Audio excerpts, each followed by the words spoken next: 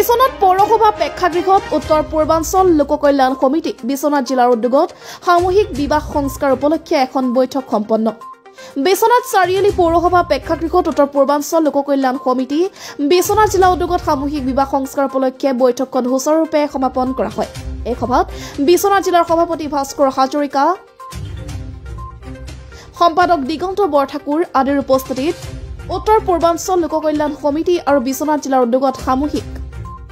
বিবাহ আয়োজন কৰাৰ বাবে এখনি অভ্যৰ্থনা সমিতি গঠন কৰা হয় এই অনুষ্ঠানত সকলোৰে সহায় সহযোগিতা আন্তৰিকতাৰে কামনা কৰে উল্লেখ্য যে বিশ্বনাথ বিধানসভা সমষ্টি ৭ লক্ষী পূজা প্ৰাংগণ ৫ ফাগুন অৰ্থাৎ ১৮ ফেব্ৰুৱাৰী তাৰিখত এই অনুষ্ঠান হ'ব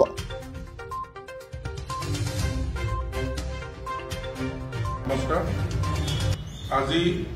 উত্তৰ পূৰ্বাঞ্চল লোক কল্যাণ সমিতি বিশ্বনাথ জিলা সমিতি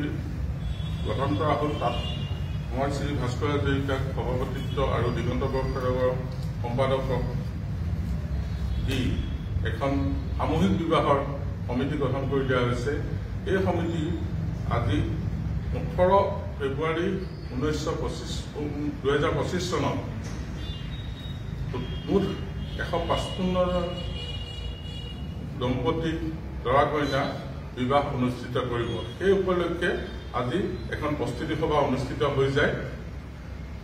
এই প্ৰস্তুতি সভাত